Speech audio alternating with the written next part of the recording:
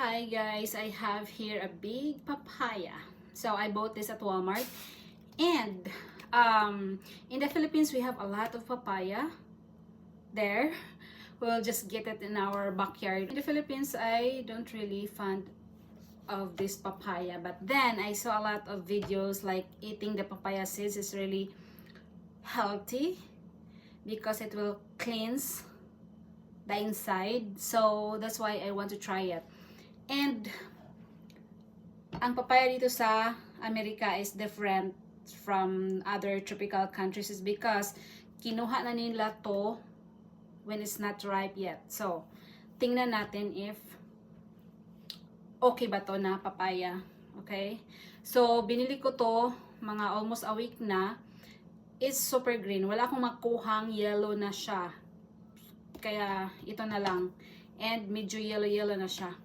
Ngayon. Kaya, ano na natin? Let's cut this. Oh, it's soft. Are you ready? Tadaan! OMG! So this is the seeds. This is what they said that it's good for our body. So dito ko ilagay ang seeds na makuha ko dito.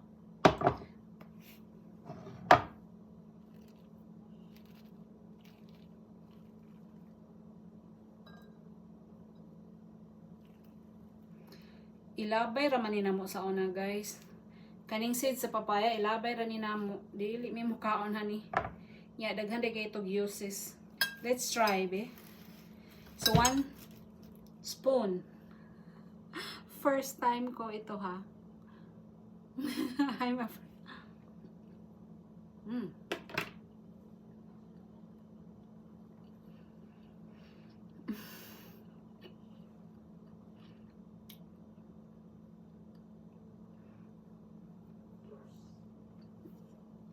Ang harap.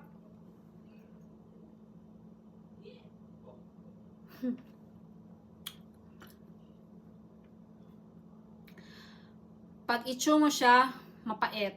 Kaya, swallow ko agad para maano. So, one spoon a day daw. So, ito na yon 1 spoon a day. And I will update you guys kung unsay mahitabo sa pagkaon aning seeds. O paglamoy aning seeds, I mean, sa papaya. Then, ako ni siyang kwaon. The rest, aning papaya, ako siyang smoothie. Ako na siyang i-frozen, akong smoothie. Pero tilawan sa nato, be. Unsay lami silang papaya dere. Okay. Tilawan nato, ha. Humok na siya. Soft na. Akala ko, ano pa siya.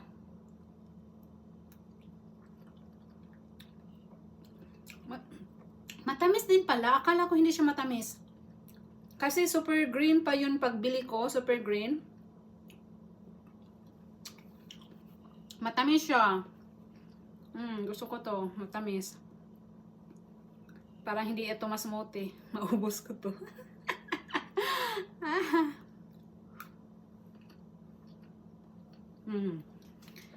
Ipagkaon po na ko si Fiona ani guys. Gipalamoy. Lamoy siya og wala gito na usa ka kuan pero at least nilamoy siya. Diba? Kamong nasa Pilipinas, i-try po ninyo kay daghan is inyong tugkaran. Available ra kay ni diha. Kami diri nag-amto sa kamahalan ning prutasa. Pero first time pa nila ako nipalit ha kay honestly dili jud ko ani kuan aning kuan papaya. So i-try na ninyo kamong naay dahang papaya diha sa Pilipinas. Pero I am happy nga tamis ra siya kani nga pagkapalit tamis ra bina kung dili tamis. So magpalit apod ko next time kay tamis siya. Ay di gyud siya ngon very sweet pero at least gulang na siya pagkakuan. Na ako'y napundo nga kani iso din ako sa ref. Then everyday ni nako siya ikuan. Take or lamyon. So, ano siya?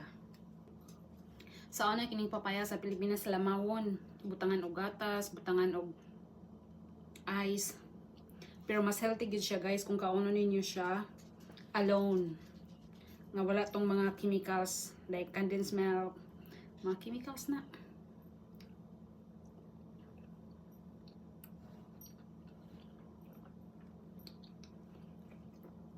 Murag mahurot man nila akong usa ka pikas eh.